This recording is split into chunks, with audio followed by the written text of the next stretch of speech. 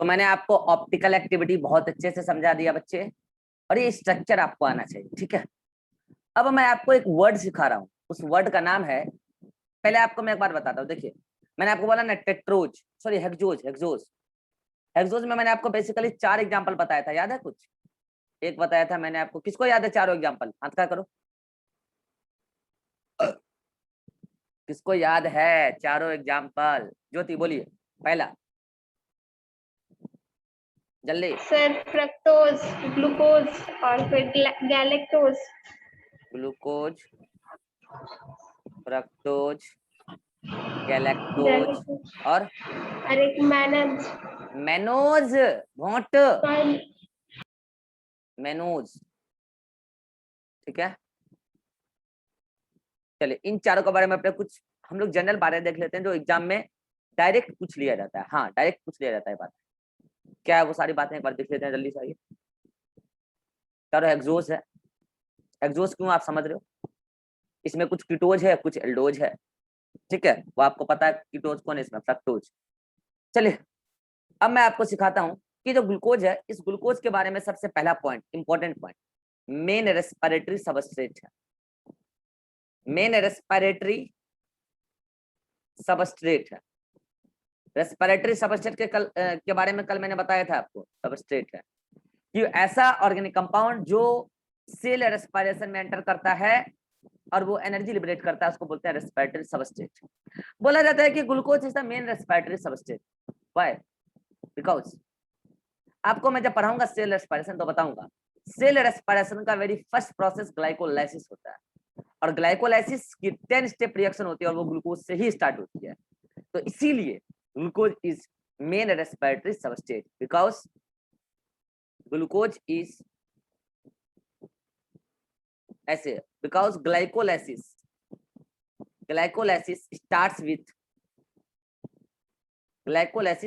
With glucose, इसीलिए क्या है, मेन रेस्पिरेटरी सबस्ट्रेट माना जाता है। दूसरा बात तो जो ग्लूकोज के बारे में इंपॉर्टेंट है, वो बहुत इंपॉर्टेंट है, इसको हम लोग बोलते हैं जनरली ग्रेप शुगर। क्या बोलते हैं? Grape sugar. एक और वर्ड से इसको हम लोग जानते हैं ब्लड शुगर। दोनों का अपना अपना कारण है। देखिए, अंगूर में और भी कई सारे शुगर होते हैं, ग्रेप्स में ऐसा नहीं है, और भी होते हैं बहुत सारे, लेकिन मेनली उसमें, मेनली ग्रेप्स में ग्लूकोज होता है, इसलिए ग्लूकोज को बोलते हैं ग्रेप शुगर। तो ये आपसे डायरेक्टली पूछ लिया जाता है ऑब्जेक्टिव में कि ग्रेप शुगर किसको बोलते हैं, आंसर इज ओनली ग्लूकोज, क्योंकि उसमें मेनली क्या मिलता है, glucose.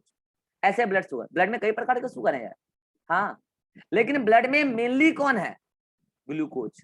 That's right, glucose is known as blood sugar. अगला पॉइंट ग्लूकोज के बारे में। ग्लूकोज जो होता है पीपीएल को, नॉर्मली बात कर रहे हैं, नॉर्मल ग्लूकोज की बात कर रहे हैं, ग्लूकोज नॉर्मली पीपीएल को राइट डायरेक्शन में शिफ्ट कर देता है, इसीलिए ग्लूकोज को हम लोग डेक्स्ट्रोज के नाम से भी जानते हैं। DXTROS, डेक्स्ट्रोज के नाम से भी जानते हैं। ओज मतलब आप समझ रहे हो, एल्डोज होगा, और यहाँ डेक्स का मतलब क्या है, मतलब वो राइट डायरेक्शन में पीपीएल को रोटेट कर रहा होगा। तो अगर आपसे पूछा जाए कि ग्लूकोज किसको डेक्स्ट्रोज के नाम से जानते हैं कॉमनली, आंसर इज ग्लूकोज। फिर आपके मन में सवाल आ रहा होगा, सर क्या और कोई ऐसा कार्बोहाइड्रेट नहीं है जो राइट डायरेक्शन में शिफ्ट करता हो लाइट को? अरे बहुत सारे हैं, लेकिन हालांकि हुआ क्या, जब ऑप्टिकल एक्टिविटी की बातें चल रही थी, तब ऑप्टिकल एक्टिविटी में सबसे पहले ग्लूकोज ही पल्ले पड़ा, राइट डायरेक्शन में शिफ्ट होने वाला, इसलिए इसको नाम तब से दे दिया गया डेक्स्ट्रोज, और आज भी इसका नाम डेक्स्ट्रोज है। और भी भाई कई सारे हैं जो मतलब डेक्स्ट्रो फॉर्म होते हैं, मतलब डी फॉर्म, लेकिन उसको डेक्स्ट्रोज नहीं बोलते हैं, उसको बोलते हैं डी फॉर्म ऑफ फलाना कार्बोहाइड्रेट, डी फॉर्म ऑफ चिलाना कार्बोहाइड्रेट, जो भी है, XYZ जो भी है, लेकिन डेक्स्ट्रोज केवल केवल ग्लूकोज को बोलते हैं। ये तीनों पॉइंट बहुत इंपॉर्टेंट है, dextrose, grape sugar, blood sugar, क्योंकि ये आपको कंफ्यूज करेगा। क्यों कंफ्यूज करेगा? बोलेगा कि ग्रेप में और कोई शुगर नहीं होता, होता है, मेनली यही होता है। ब्लड में और कोई शुगर नहीं होता, होता है ना, केवल मेनली यही होता है ग्लूकोज। क्या डेक्स्ट्रो फॉर्म कोई और शुगर नहीं होता? होता है, लेकिन डेक्स्ट्रोज केवल ग्लूकोज को बोलते हैं। कितने बातों को, कितने लोगों के बातें, सारी बातें समझ में आ गई ग्लूकोज के बारे में? हाथ खड़ा करिए जल्दी से। ये सारे पॉइंट डायरेक्ट पूछे जाते हैं ग्लूकोज के बारे में। चलिए अगला आता है क्या, फ्रक्टोज। फ्रक्टोज के बारे में पहला point, it is also known as fruit sugar. क्या बोला मैंने, फ्रूट शुगर। अब आप बोलोगे सर फ्रूट में तो क्या केवल फ्रक्टोज ही होता है? नहीं, पहले बार ट्रिक बता रहा हूँ, F for fructose, F for fruit. ठीक है, फ्रूट में मेनली जितने स्वीट फ्रूट है ना, स्वीट फ्रूट जितने भी मीठे फल हैं उसमें मेनली फ्रक्टोज होता है, एक्सेप्ट ग्रेप्स। अंगूर में मेनली कौन है, ग्लूकोज। अंगूर में मेनली कौन है, ग्लूकोज। ग्लूकोज अंगूर को छोड़ के बाकी जितने मीठे फल हैं उसमें मेनली कौन है, fructose. That's why fructose is known as fruit sugar. पहला पॉइंट फ्रक्टोज के बारे में यही है, F for fructose, F for fruit sugar. दूसरा पॉइंट जो फ्रक्टोज के बारे में वो बहुत इंपॉर्टेंट बात, इट इज स्वीटेस्ट शुगर। जितने भी शुगर हैं, शुगर आप जानते हैं स्वीट इन टेस्ट होता है, जितने भी शुगर हैं सब वाटर में सोल्यूबल होता है, स्मॉल मॉलिक्यूलर वेट की होती है, ठीक है, लेकिन सबसे ज्यादा मीठा फ्रक्टोज ही होता है। ये आपको डायरेक्ट पॉइंट याद रखना है। तो फ्रक्टोज के बारे में दो पॉइंट क्या हुआ कि फ्रक्टोज फ्रूट शुगर है और स्वीटेस्ट शुगर है। अगला बात, जब ऑप्टिकल एक्टिविटी की बातें चल रही थी तो डेक्स्ट्रो फॉर्म में तो ग्लूकोज पल्ले पड़ा और पीपीएल को लेफ्ट डायरेक्शन में शिफ्ट करने वाला पहली बार पल्ले कौन पड़ गया था, फ्रक्टोज। तब से इसका नाम रख दिया गया लीवो, LEA, लिव्यूलोज। यहाँ उलोज का मतलब तो आप समझ ही रहे हो, उलोज का मतलब यहाँ क्या है, कीटोन, मतलब कीटोज। और यहाँ लीवो का मतलब क्या है, LEAV, अब उसके बाद उलोज लगा दिया। यहाँ लीवो का मतलब क्या है, इस लीवो का मतलब है कि पीपीएल को लेफ्ट डायरेक्शन में शिफ्ट करने वाला। यहाँ ओज का मतलब क्या है, एल्डोज। और डेक्स्ट्रो का मतलब क्या है, यहाँ पे पीपीएल को राइट डायरेक्शन में शिफ्ट करने वाला। तो आप बोलोगे सर क्या और कोई पीपीएल को लेफ्ट डायरेक्शन में शिफ्ट नहीं करता और कोई शुगर? अरे करता है, लेकिन लिव्यूलोज केवल और केवल फ्रक्टोज को ही बोलते हैं तो, और डेक्स्ट्रोज केवल और केवल ग्लूकोज को ही बोलते हैं। क्या फ्रक्टोज के सभी पॉइंट सभी को क्लियर हो गए? हाथ खड़ा कीजिए जल्दी से, सभी पॉइंट। चलिए अगला है गैलेक्टोज।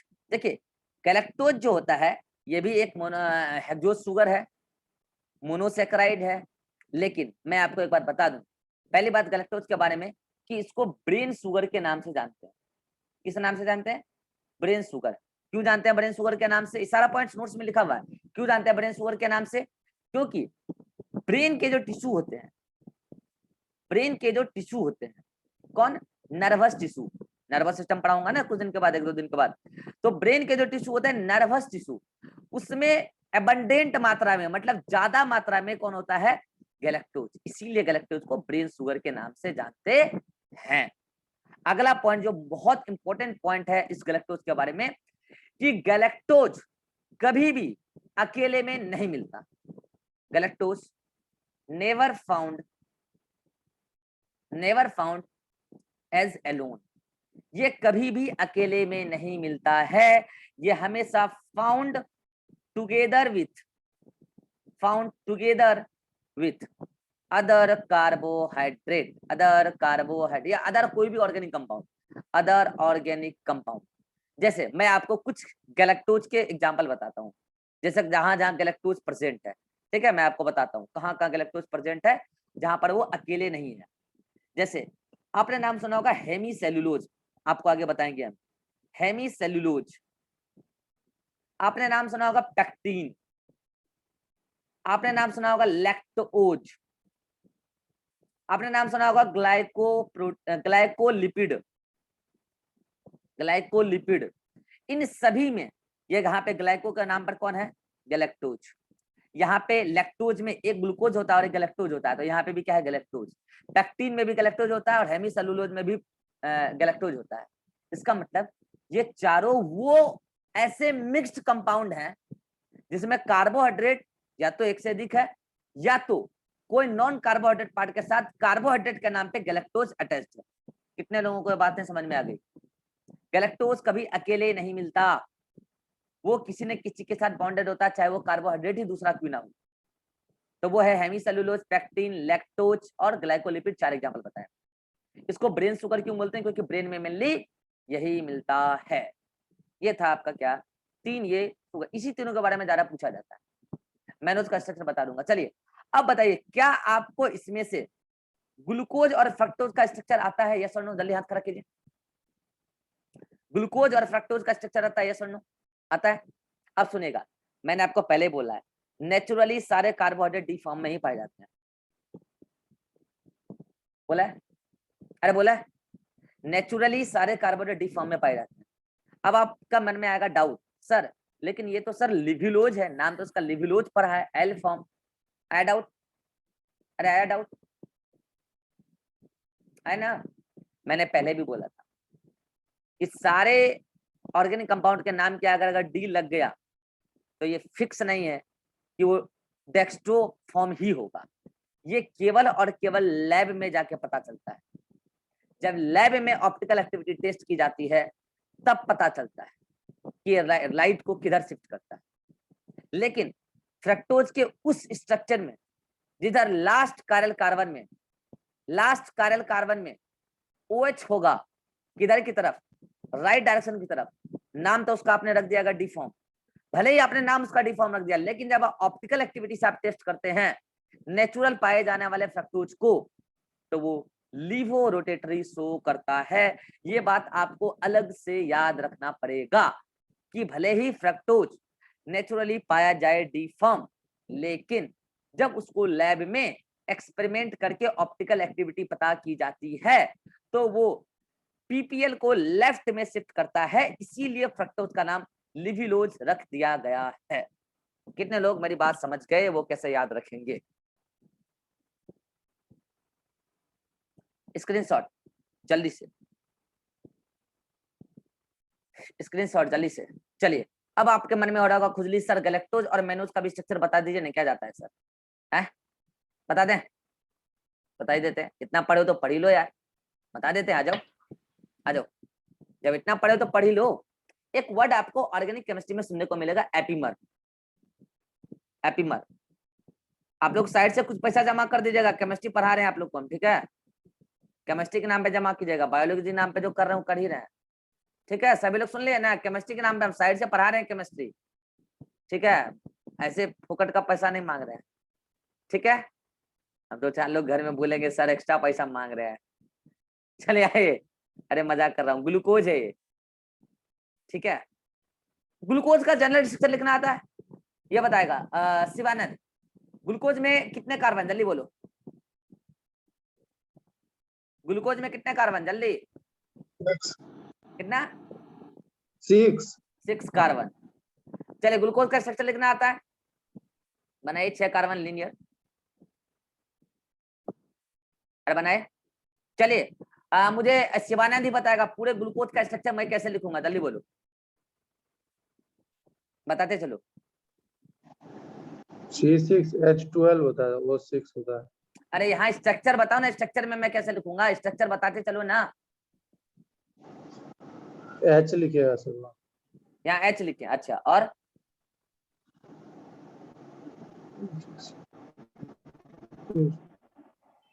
H नीचे भी H लिखा है। प्रैक्टिस कीजिए। चलिए ज्योति बोलेगी, यस सर। बोलिए जल्दी से लिखवाइए ग्लूकोज का स्ट्रक्चर। वहाँ पे डबल बॉन्ड O होगा और एक H होगा उस पे, बोलते चलिए। और नीचे OH और फिर H होगा, बोलते चलिए। और फिर H और फिर OH होगा साइड, और H और OH होगा फिर से। HOH होगा, सोच लीजिए एक बार। सर इधर OH नहीं होगा, इस साइड होगा। अच्छा तो आप ही तो बोले HOH होगा। हाँ अगला, नीचे भी सेम होगा। तो ये कौन सा ग्लूकोज है, DL? हाँ सर, D है। D है, तो किसमें लास्ट कार्बन है, कायरल कार्बन। अच्छा नीचे वाला तो लिखवाइए नहीं आप, HOH, तो ये लास्ट कायरल कार्बन है, और लास्ट कायरल कार्बन में आप देख पा रहे हैं कि यहाँ पर OH इधर है, तो ये डी ग्लूकोज है। अब मैं आपको बनाने जा रहा हूँ, सिखाने जा रहा हूँ क्या, मेनोज, और क्या सिखाने जा रहा हूँ, गैलेक्टोज। इसका स्ट्रक्चर। मेनोज और गैलेक्टोज के स्ट्रक्चर में आपको कुछ नहीं करना है, बस एक ट्रिक याद रखना है। सभी लोग प्लीज बोलेंगे तब ट्रिक बताएंगे, नहीं तो नहीं बताएंगे। सभी लोग बोलेंगे तब, जल्दी जल्दी, नहीं तो हम डायरेक्ट स्ट्रक्चर बता देंगे। लीजिए डायरेक्ट स्ट्रक्चर बता रहे हैं। सभी लोग बोलेंगे, चैट में बोल रहे हैं लोग, शिवानंद बोल रहा है, सभी लोग बोलेंगे तब, नहीं तो नहीं।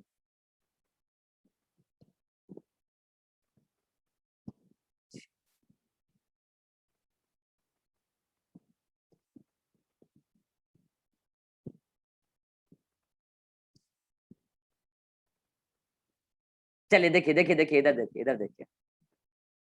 अगर आपको मेनोज और गैलेक्टोज का स्ट्रक्चर बनाना है तो आपके लिए ट्रिक क्या है? मेनोज मतलब मन, मतलब मन। गैलेक्टोज मतलब गाल, ठीक है, गाल। इधर ट्रिक बताऊंगा लड़कियों का और इधर ट्रिक बताऊंगा लड़कों का। पहले लड़कों का लेता हूं, ठीक है। देखो बार बताओ, अगर आपसे कोई भी शिवानंद बताएगा, अगर आपसे कोई भी बदतमीजी करेगा तो आप उसको थप्पड़ कहाँ पे जड़ दोगे पकड़ के? जल्दी बोलो। गाल पे। गाल पे। तो क्या कोई भी अगर आपके साथ गलती किया, आज आपके साथ कोई भी मिसबिहेव किया, आज पकड़ के जड़ देंगे उसको? आपका अगर दोस्त है तो कितने बार माफ करोगे उसको? 2-3 बार। 2-3 बार मैक्सिमम। मैक्सिमम कितनी बार? 3 बार माफ करोगे। और चौथे बार में क्या करोगे? थप्पड़ जड़ दोगे। तो चौथे में गाल पर थप्पड़, समझ गया कोई ट्रिक? चौथे में गाल पर थप्पड़, ये तो लड़कों वाला ट्रिक हो गया। और लड़की वाला, लड़की लोग क्या करते हैं ना, जब मॉल वॉल जाएगी ना तो बड़ा कंफ्यूजिंग रहती है, लोग खुद ही कंफ्यूज रहती है, दूसरे को भी कंफ्यूज कर देगी। ठीक है, खुद तो कंफ्यूज है ही, कपड़ा बेचने वाला को भी कंफ्यूज कर देगी, जो साथ में जाएगा वो भी पगला जाएगा। ठीक है, तो वो लोग क्या करेगी, पहले कोई भी कपड़ा पसंद कर लेगी, ठीक है, सब कुछ ठीक हो जाएगा।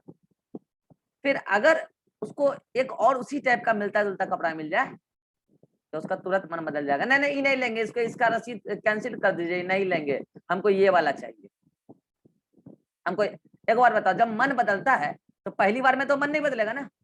अगर पहली बार में आपने कोई कपड़ा देख लिया, बढ़िया लग गया, ले लिया, तो मन कब बदलता है? पहली बार में कि दूसरी बार में? बोलो। लड़की लोग बोलेगी, लड़की लोग बोलेगी, ये लोग अपना एक्सपीरियंस शेयर करेगी। दूसरी बार। हाँ, दूसरी बार में। देखो आया जवाब, मन दूसरी बार में बदलता है। मन दूसरी बार में, मन दूसरी बार में बदलता है। नोट्स में लिखा हुआ है, ठीक है। अब आप समझ गए। अब आप सोच रहे हो सर ये चौथा बार में थप्पड़ जलवा रहे हो, मन बदलवा रहे हो, अब करना क्या चाहते हो? सीधा सीधी बताओ। करना ये चाहते हैं कि ग्लूकोज में, आपको डी ग्लूकोज का स्ट्रक्चर पता है, ग्लूकोज में केवल और केवल यदि मैं C2 पे, सी मतलब कार्बन नंबर 2 है ना, उस पे मैं OH और H की पोजीशन अगर पलट दूं, बदल दूं, तो बन जाएगा मेनोज। C2 दूसरी बार मतलब दूसरी नंबर कार्बन, तो बन जाएगा मेनोज। और अगर मैं इसी ग्लूकोज में चौथे नंबर कार्बन पर OH और H का पोजीशन हेरफेर कर दूं तो बन जाएगा गैलेक्टोज। कितनों को समझ में आ गया गैलेक्टोज और मेनोज का स्ट्रक्चर कैसा होने वाला है? कितनों को समझ में आ गया? समझ गए? तो फिर तो क्या है, बनाइए। इसमें केवल 2 नंबर पे चेंज लाना है। पहला नंबर पे एज इट इज रहेगा, 2 नंबर पे चेंज लाना है। तो 2 नंबर पे चेंज लाके क्या करोगे, इधर OH था तो इधर H कर दीजिए और इधर OH कर दीजिए, बाकी एज इट इज रहेगा, बाकी एज इट इज रहेगा, बाकी एकदम एज इट इज रहेगा। ये देखते चलिए, एकदम एज इट इज रहेगा। क्या उल्टा हो गया क्या? OH ये पलटा मैंने, तीसरा नंबर H, फिर OH, अगेन OH, इधर H, उसके बाद 5वां नंबर, यहाँ पे मैंने 5 ही कार्बन लिया है क्या? 1 सेकंड रुक जाइए, यहाँ पे पलटा मैंने H, OH, OH, हाँ फिर अगेन OH। सर 7 कार्बन वहां पे। सर इसमें 7 कार्बन 7 है। कार्बन हो गया है ना, इसलिए मैं कंफ्यूज हो रहा हूँ ना कि भाई ऐसा कैसे हो गया। ठीक है, तो ये हो गया आपका क्या, मेनोज। तो मेनोज में कुछ नहीं, दूसरी बार में मन बदलना है लड़की लोग का, मॉल जाने के बाद ये लोग कंफ्यूज रहती है खुद ही और दूसरों को भी कंफ्यूज कर देती है। ठीक है, तीसरा गैलेक्टोज, कुछ नहीं है, 3 बार माफ करो, चौथा बार में जर दो, गाल के अलावा और जहां मिले सब जगह जर दो पकड़ के। ठीक है, इसमें एच लगाइए, दूसरा नंबर पे ओ एच, इधर O H, H O H, चौथा नंबर आ गया। चलिए चेंज कीजिए, इधर ओ एच हुआ करता था तो इधर एच लगाइए और इधर ओ एच लगा दीजिए, बाकी सब कुछ वैसे ही रहेगा। इधर ओ एच, इधर H, H H O H. ठीक है, रही बात, अब ये अल्फा है सर, ये डी है या एल है, ये कौन डिसाइड करेगा, फारदेस्ट एसिमेट्रिकल कार्बन, मतलब फारदेस्ट कार्यल कार्बन।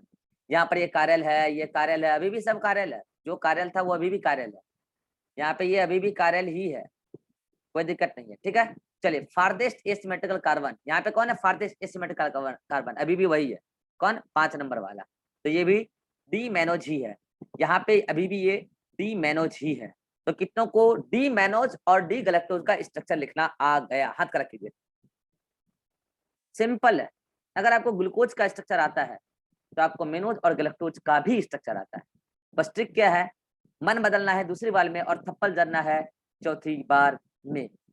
ठीक है, अब क्या करते हैं कुछ बच्चे, इन दोनों ट्रिक को कंबाइनली एक ही स्ट्रक्चर में लगा देते हैं, मनो बदलते हैं थप्परो, मतलब वो लड़का और लड़की दोनों बन जाते हैं। देखिए लड़का है तो लड़के रहिए, लड़की बनने की कोशिश मत कीजिए, मॉल जाइए एक बार में जो कपड़ा पसंद है उठा कर जाइए, शादी कर रहे हैं क्या, एक बार कर लिए फिर हो नहीं सकता है, 6-7 महीना तो कपड़ा पहनिएगा फिर बदल लेंगे, शादी करने में सोचेगा आदमी, एक बार हो जाएगा फिर दिक्कत है, फिर चेंज नहीं होगा ही। ठीक है, तो उसमें सोचना पड़ता है, बहुत दिमाग लगाना पड़ता है। लड़की लोग तो कपड़ों ऐसे खरीदती है जैसे शादी करने गई है मॉल, ये वाला ले कि वाला ले, वाला ले, वाला ले, इसी में उसका 1 घंटा निकल जाता है, फिर दुकानदार बोलता है कल आइए, अब फिर अगला दिन जाएगी और दिमाग खराब करेगी।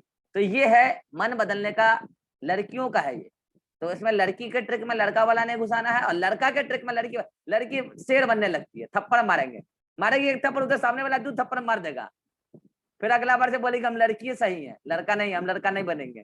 तो लड़का का ट्रिक में लड़की का नहीं घुसाना है, ये इसलिए बता रहा हूँ ताकि आप एग्जाम में ऐसा ना करो कि दोनों ट्रिक घुसा दो, बाकी ऐसा कुछ नहीं है, लड़की लड़की है, लड़का लड़का है, दोनों अपनी जगह सही है। ठीक है, चलिए तो ये हो गया, आप स्क्रीनशॉट लीजिए जल्दी से, स्क्रीनशॉट लीजिए जल्दी से।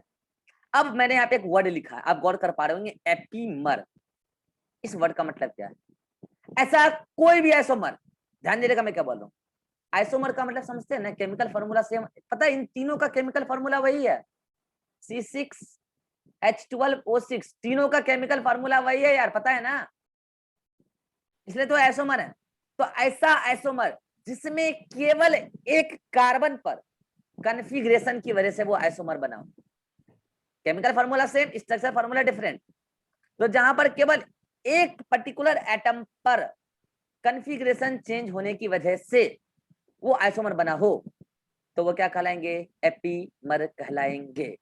तो मुझे बताएगी ज्योति, क्या डी ग्लूकोज और डी मेनोज आपस में एपीमर हैं या नहीं हैं, जल्दी बोलिए, ये दोनों आपस में एपीमर हैं या नहीं है? है।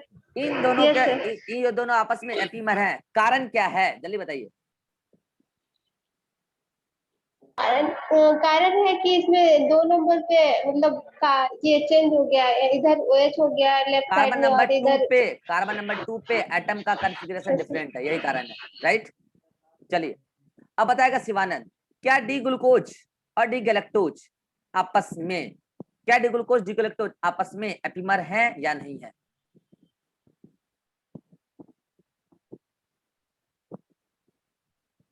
माइक ऑन करके बोलो। एक मिनट,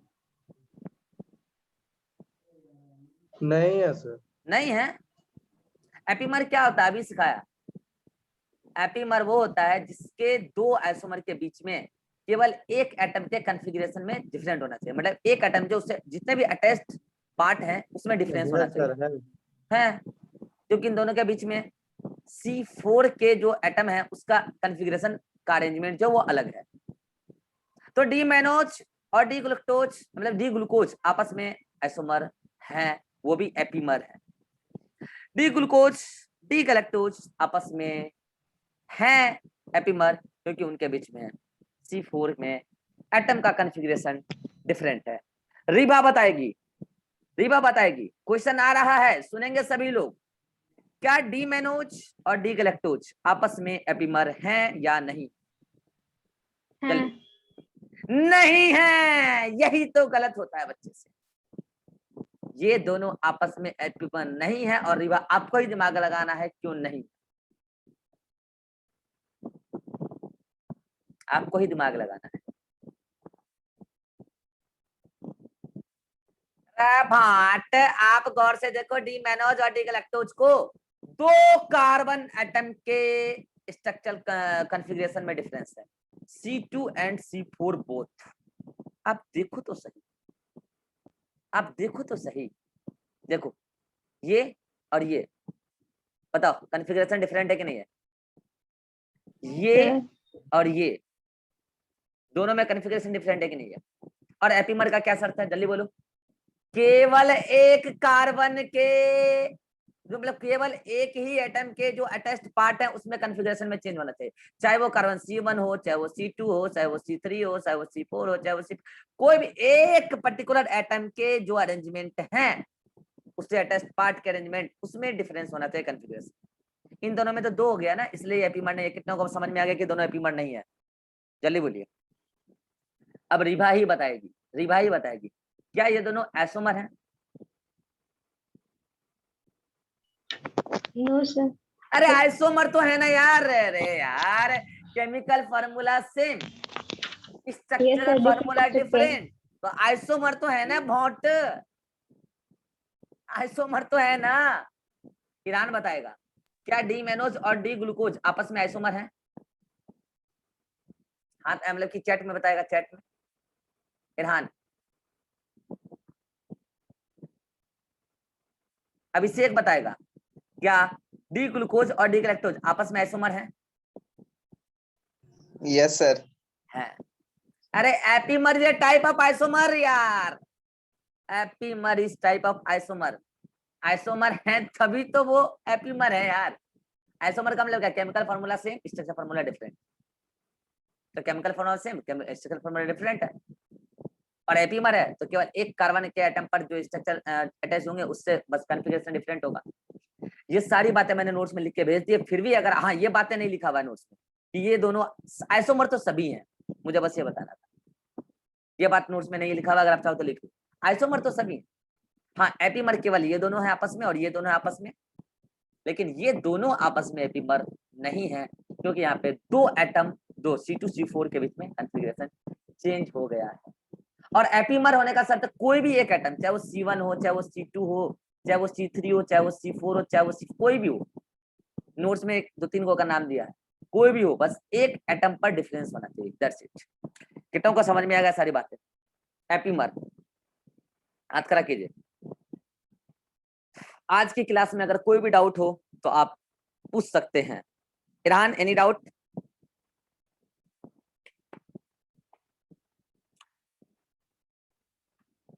अभिषेक, एनी डाउट? सर एक कंफ्यूजन है क्या, बोलो। सर। गैलेक्टोज सर प्रोडक्ट है सेल वॉल के प्लांट का? तो ये कंफ्यूजन क्या है, ये तो है ही। नहीं सर, ये कंफर्म करना था, मतलब है कि नहीं। गैलेक्टोज देखिए मैंने आपको बताया था प्लांट के सेल वॉल में जो मटेरियल होता है क्या क्या, हेमीसेलुलोज, हेमिसेलुलोज। सेलुलोज, और क्या था, हेमीसेलुलोज, सेलुलोज, और क्या था, पेक्टिन, पेक्टिन, प्रोटीन और लिपिड, ये था। एल्गी में बताया था, एल्गी में बताया था क्या क्या, एल्गी में बताया था आपको क्या, गैलेक्टांस, गैलेक्टांस, मेनन्स, मिनरल्स बताया था, सेलुलोज यहाँ पे भी बताया था, सेलुलोज यहाँ पे भी होगा। अब आप बताओ किसके बारे में पूछ रहे हो, गैलेक्टोज के बारे में? नहीं, गैलेक्टोज इज ब्रेन शुगर, गैलेक्टांस बोलेगे तो हाँ है, समझ में आया? गैलेक्टांस Yes, बोलोगे तो है। हाँ अब एक बात और कि अगर आपसे पूछा जाए कि गैलेक्टोज क्या प्लांट के सेल वॉल में प्रेजेंट है, गैलेक्टोज प्रेजेंट है तो हाँ है, हेमीसेलुलोज में है और पेक्टिन में है, इन दोनों के साथ में है, लेकिन अकेले में कहीं नहीं है। समझ में आया जी? सभी को समझ में आ गया बात? Yes sir. क्योंकि इसके साथ तो गैलेक्टोज जुड़ा हुआ है ना, मैंने कहा ना गैलेक्टोज अकेले में कभी नहीं मिलता है। ब्रेन शुगर में भी वो पता है किस फॉर्म में मिलता है, यहाँ पे लिखा है देखिए, ब्रेन शुगर के अंदर भी वो ग्लाइकोलिपिड के फॉर्म में मिलता है, और वहां पर वो मेनली लैक्टोज के फॉर्म में मिलेगा। क्या हो रहा है भाई? वहां पे वो लैक्टोज के फॉर्म में मिलेगा ब्रेन शुगर में, लेकिन वहां पे भी वो अकेले नहीं मिलेगा। अब कंफ्यूजन दूर हो गया? Yes sir. चलिए ज्योति, एनी डाउट? ज्योति, नो सर। रिभा, सर हाँ बोलिए। ग्लूकोज का आप सेकंड कार्बन पे राइट साइड में बच लिखे हैं। कहाँ पे? इस वाले में? हाँ हाँ तो ठीक है। तो हम उसको लेफ्ट साइड में नहीं स्टार्ट करके लिख सकते हैं? नहीं, ऐसा ही स्ट्रक्चर पाया जाता है, इसलिए तो मैं बता रहा हूँ इस तरीके से लिखना है। नहीं लिख सकते हैं, ऐसा ही स्ट्रक्चर पाया जाता है, एंट्रेंस का चक्कर आ जाता है। ये आप इधर लगाओगे ना तो इसका स्ट्रक्चर इसके स्ट्रक्चर को बनने नहीं देगा। समझ में आया? Yes sir. हाँ ऐसा ही होता है, तब तो ऐसा बताएं। चलिए, अब आपको लग रहा होगा क्या कि आज तो मजे मजे हैं, नोट्स केवल पढ़ना है, एनसीईआरटी तो पढ़ना है नहीं, क्योंकि सर बोले कि एनसीईआरटी में केवल पॉलीसेकेराइड है ना। तो आपको लग रहा होगा आज केवल नोट्स पढ़ेंगे, उसके बाद जाके क्रिकेट खेलेंगे, पबजी खेलेंगे, और लड़की लोग मॉल चल जाएंगे। ऐसा नहीं है, आपको पता नहीं आज आपको ओवरलोडेड होमवर्क मिल रहा है, आपको पता ही नहीं आज आपको ओवरलोडेड होमवर्क मिल रहा है। आपका खुशी हम चाहे तो पल भर में छीन सकते हैं ओवरलोडेड होमवर्क देके, ठीक है। और कल जो होमवर्क करके नहीं आएगा ये वाला होमवर्क, वो क्लास में प्रेजेंट नहीं हो पाएगा, क्लास से बाहर निकाल दिया जाएगा। क्लास में प्रेजेंट हो जाएगा जब उसे पूछा जाएगा होमवर्क बनाए हो कि नहीं बनाए हो, नहीं बनाए होगे तो होमवर्क नहीं बनाने पे आपको कल क्लास से बाहर निकाल दिया जाएगा, ठीक है। और पनिशमेंट ये होगा कि कल का वाला वीडियो भी अपलोड नहीं करेंगे। इसलिए बेटर ये देखिए, सीधा सीधा बात है, आप मेरी क्लास में होमवर्क करके आइए, आपको पूरा बेनिफिट होगा। होमवर्क करके नहीं आएगा, कैसे न कैसे हम आपको सजा दे देंगे, ठीक है।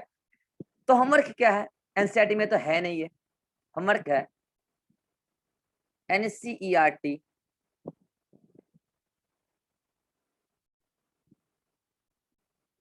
Chemistry part 2। जिनके पास नहीं है वो जाके डाउनलोड कर लीजिए पीडीएफ, ठीक है। Chemistry part 2, chemistry part 2 class 12th, class 12th, ठीक।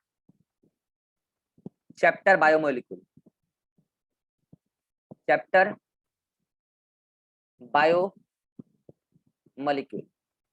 पेज नंबर, जो 11th के बच्चे बहाना मत बनाइएगा, पीडीएफ डाउनलोड कर लीजिए, गूगल पे डालिएगा ncrt.com, उसका अपना साइट आ जाएगा, ठीक है, वहां से पढ़ लीजिए, बहाना मत बनाइएगा। पेज नंबर 403,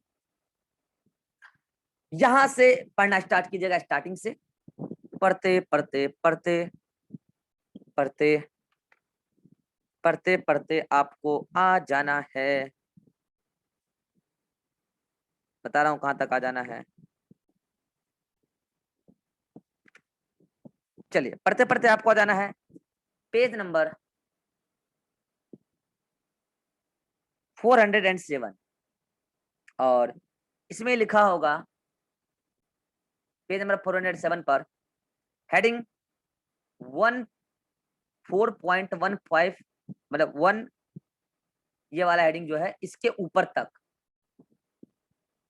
के ऊपर तक इतना पढ़िएगा, पहला होमवर्क। फिर उसके बाद अगेन दूसरा नंबर, पेज नंबर, फिर आप स्टार्ट हो जाइएगा पेज नंबर,